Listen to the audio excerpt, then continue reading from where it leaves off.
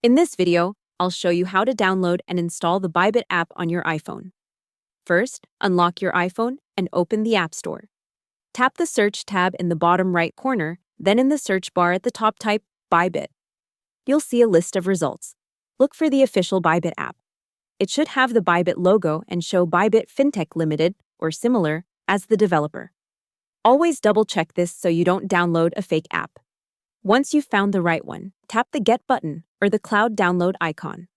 Confirm with Face ID, Touch ID, or your Apple ID password. The app will start downloading. You'll see the progress circle fill up. When it's finished, tap Open right there in the App Store, or find the Bybit icon on your home screen and tap it. On the first launch, choose whether to allow notifications. Then you can either log in with an existing account or tap Sign Up to create a new one and start trading. Hope the tutorial was helpful. Subscribe to my channel and see you in the next video.